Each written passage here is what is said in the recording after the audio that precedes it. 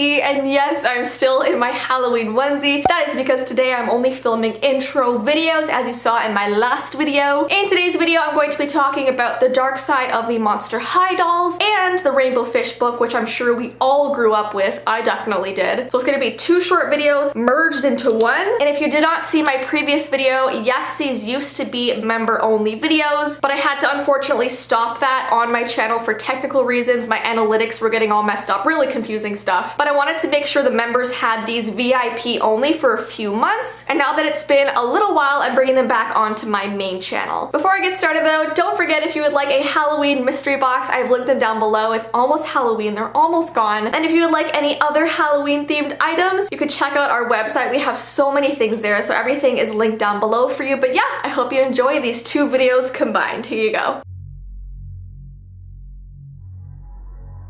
The topic for today's video is the Monster High dolls. For years and years, you guys have been requesting for me to make a video on this, so that's what I am doing today. So we're gonna be talking about some Monster High history, talking about the characters, and talking about some very strange things that have happened, and there is one creepypasta for you today. So we're gonna just jump right into this video today. Alright, so let's talk about the history. Monster High is an American fashion doll franchise created by Mattel and launched in July of 2010. The characters are inspired by monster movies, sci-fi horror, thriller fiction, and various other creatures. The franchise includes many consumer products such as stationery dolls, bags, keychains, various toys, and play sets. There has also been a book series that has been created, so there are a lot of things surrounding these dolls. In 2021, Mattel Television announced a new animated series and a live-action movie based on the franchise. And apparently these projects will air in 2022, so they're always coming up with new shows, new dolls, and new items. The story behind these dolls is that they are the teenage children of famous monsters, and they attend a school for monsters called Monster High in the town of New Salem. Now their stories are told through the TV series and the films, as well as through the diaries that actually come with the dolls. Now what's interesting is that the female characters are classified as ghouls, and the male characters are classified as mansters, which is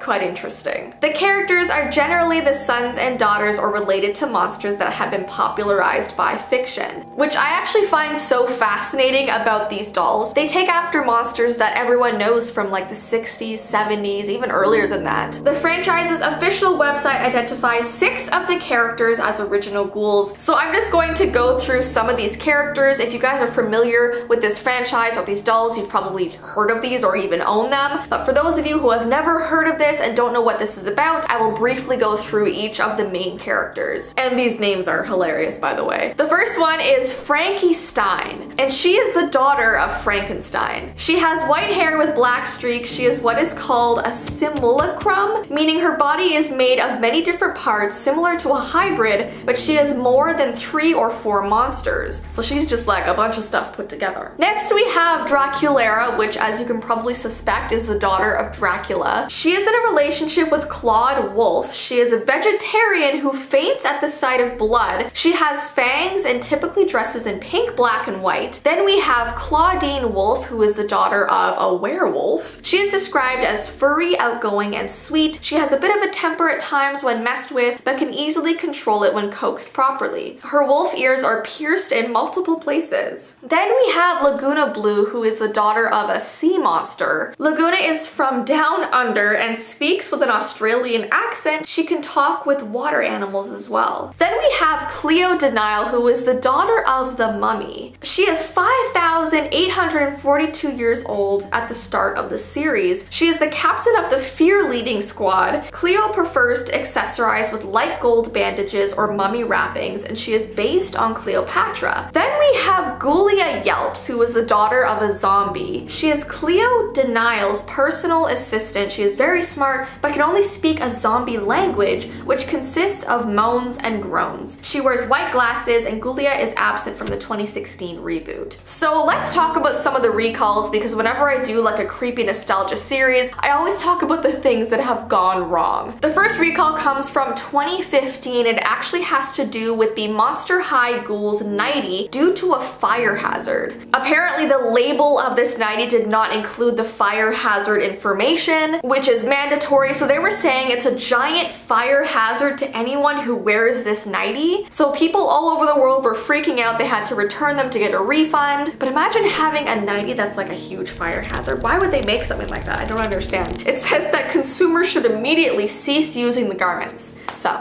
that's pretty scary. Then we have a recall from 2013. This has to do with the Monster High motor scooters. It says the scooters can accelerate suddenly while in use, causing the rider to lose control and fall. So a lot of people were buying these scooters. The second they got on them to use them and press the power button, they would like fall off the back and injure themselves. So those are two things that were recalled pretty quickly. Then we have a creepypasta called the email. There was this rumor going around back in 2011 that people were receiving these strange emails in the early hours of the morning with the subject line saying, "It's all ruined." When they opened up the email, it was paragraphs and paragraphs of jumbled up words, as if someone was just typing random letters and numbers on the keyboard. There was also this photo attachment, and when you opened it, it showed a Monster High doll that had been torn to shreds. Her hair was pulled out, someone had stuck a pencil in her eye, her clothing was ripped, there was this black ink all over her skin.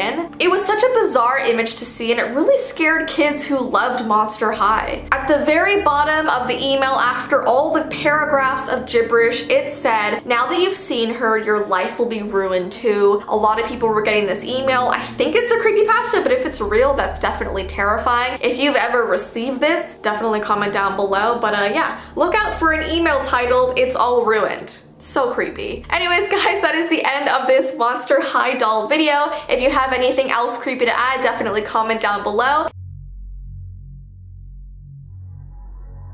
I'm going to be talking about the classic Rainbow Fish book that I feel like we all had as kids. So I'm going to be going into the history, the backlash that it got, and I also have a creepy story as usual. The Rainbow Fish by Marcus Pfister is a book that was published in 1992 about a unique fish with shimmering scales. Other fish admire him and request some of his scales because they want to share in his beauty. At first reluctant, Rainbow Fish eventually relents and finds he enjoys sharing his scales. Now this book became very popular very quickly back in the 90s. Like, I remember my parents giving this to me, and I made my dad or my mom read it to me like every single night. I loved it. It was my favorite book. I just loved how each page had that little shiny part on it for his scales. Now schools also loved this book because there were so many topics of discussion. Topics like sharing, beauty, happiness, making friends. But there were also a lot of people who did not like this book, and it actually got a lot of backlash from those people. Now I found this one Reddit user who went on a huge rant, so I'm gonna read what they said. "I read The Rainbow Fish for the first time in years. When I was in my single-digit years, it was my favorite book. It was the first real book I read, and it defined my childhood, as a lot of us can relate to. But now I realize it's about forced sharing. Rainbow Fish wasn't accepted by his peers because of a refusal to give away aspects of himself that he was proud of. The poor fish had no moral obligation to give away his scales, even if it was just one per fish friend. He ended up with one darn scale left. His happiness was false, stemming from the sense of belonging that came from being accepted by the fish to whom he gave his scales." This is so deep. "I have no doubt that Rainbow Fish would have lived a much happier life had his peers not ostracized him for such a superficial reason, forcing him into the belief that sharing his personal belongings was the only path to happiness. Those fish only maintained an air of my ability because they wanted his scales. Rainbow Fish was a victim of social greed." Wow, like I read that and I was like, that is so true. They took everything from him. Like, it's actually a really dark book when you look at it that way. Sorry that I was just reading off of my phone, but I felt like I had to read this word for word because it's just so, it's so correct. but like I could also see that it's still a fun kids book, obviously. Not everyone looks at this that deeply, but it's interesting to see both sides. So let's get into the creepypasta. So during my research, I found another Reddit user who had found this book as a kid at a garage sale for only 50 cents. Everything was fine at first, but whenever night rolled around, the cover of the book would literally start to shine in the darkness. And yes, the book is supposed to have like that iridescent paper on the cover, but it's not supposed to like glow in the dark, you know what I mean? So one night he decided to get out of bed and investigate the reason why it was glowing. So he took the book off of the shelf and sat on the floor. And he opened the book to the first page and saw that Rainbow Fish looked really different than he had remembered. Instead of being colorful, he was completely gray and his eyes were black and droopy. His whole body just looked really warped and weird. And each page that he flipped through, it got creepier and creepier. And he says that by the end of the book, the fish looked like a melted blob. And then the very last sentence of the book said, "They took everything from him." This is almost like the more realistic version of the book, I feel like, which is really, really depressing. Anyways, leave your comments down below on your stance on the book. And if you've never read it, you should. I love this book, but also now I think about it a little bit differently. Alright guys, I hope you enjoyed these videos. That is the end of my member videos that I have now put on my main channel. I hope you enjoyed them, and yeah, have an awesome rest of your day, and I will see you in my next video.